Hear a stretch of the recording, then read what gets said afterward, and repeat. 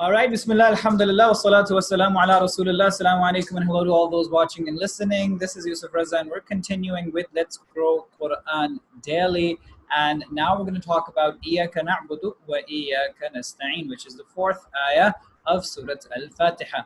So once a person comes to the recognition and realization that the first three ayat allude to, i.e. Allah is an individual, unique, the most unique individual, right? And all positive affirmation is due to Him. All praise and gratitude is for Him. He is the one responsible for the rubub. He is the Rabb of the Alameen and the one responsible for the continuous, meaningful growth of everything that is that He's created, culminating with the human beings themselves, right?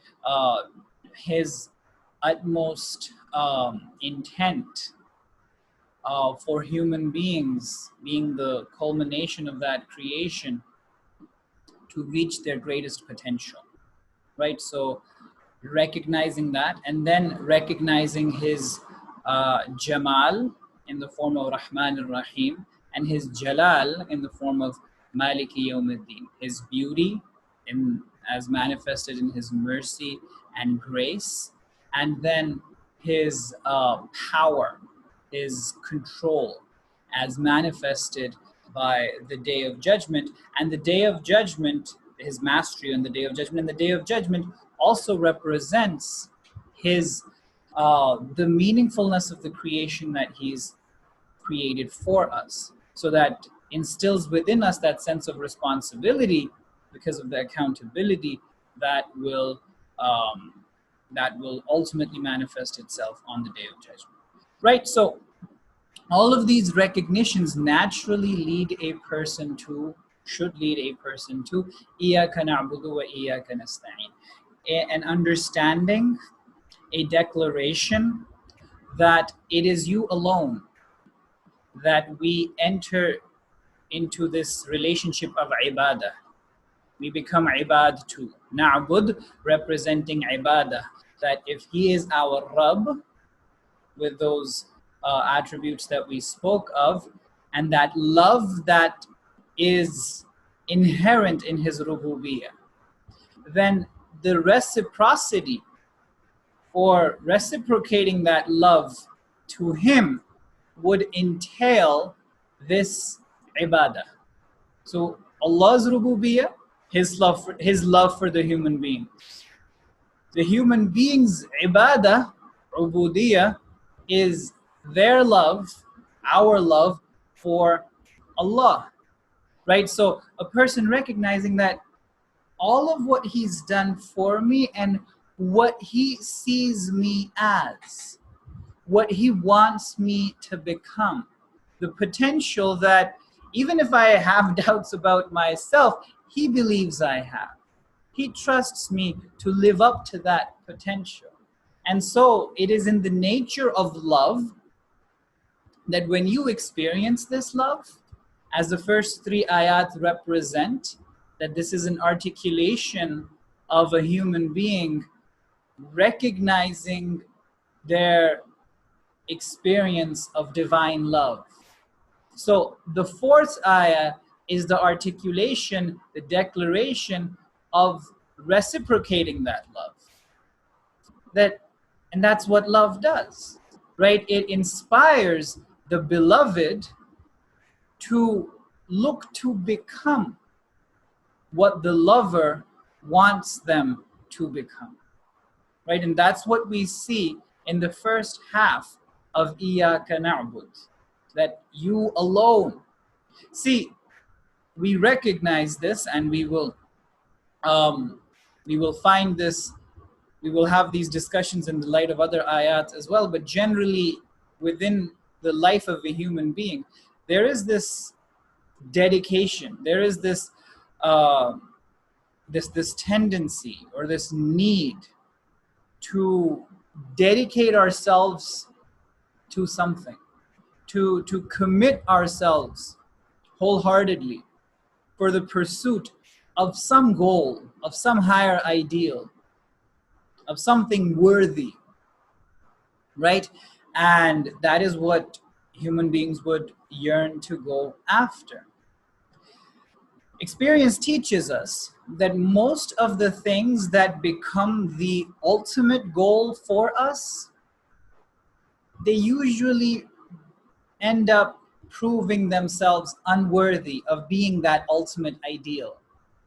For the simple reason that they do not have the capacity to bear our love, or the capacity to hold up our needs and requirements, the needs and requirements of the human lover, right? So let's say we make power our end goal, and the more we run after it, the more inadequate it seems to be with respect to fulfilling us, with respect to giving us what we need. And so this thirst just never ends, and it makes one more and more frustrated. It makes one more and more desperate. Similarly, whether it is pleasure that we seek to as our ultimate end, our ultimate ideal, or happiness for that matter, the more we chase after it, the more it runs away from us. The more pursuits of pleasure require for us to give up on a lot of other aspects of our life. So for example, if it is happiness or pleasure associated with this one person that you think is the one for you, the more you go after him or her, the more clingy you are, the more needy you come off. And it is that very person who would tend to get pushed away. I don't need this clinginess. I don't need this neediness. Give me my space. Give me my space. So whatever it is that we were looking for, seeking to find in that one person does not seem to have the strength and the power and ability to provide that to us. And a lot of these experiences are very, very shattering, right? And there's a dedication that all of these ideals require, a sacrifice that all of these ideals require, that once those ideals are achieved, do not seem to be worth the effort. The attributes, as we've recognized in the first 3 ayat of Surah Fatiha, that Allah has, this suggests very strongly that He has that capacity. He has that capacity that when we turn to Him in love, then the way He would respond, the way He would honor and respect our efforts is going to be unlike anyone or anything else. That He will not demand of us a kind of dedication or commitment that requires for us to sacrifice fundamental needs in our lives. He will not say, leave everything else and then come to me. He will say, come to me, and in coming to me, you have to fulfill the rights and responsibilities of everyone and everything else. Right? So with those ideas, I hope that the first half of this ayah, something in towards that end. And so we'll continue this discussion with the second half of the ayah, inshallah, tomorrow. Jazakumullahu khairan for watching. Wa akhiru da'wana and alhamdulillahi rabbil alamin. All right. I don't have a celebrity guest list to keep you hooked, at least not yet. But if you do subscribe, and if there's celebrity potential in you, that'll come out. Thank you.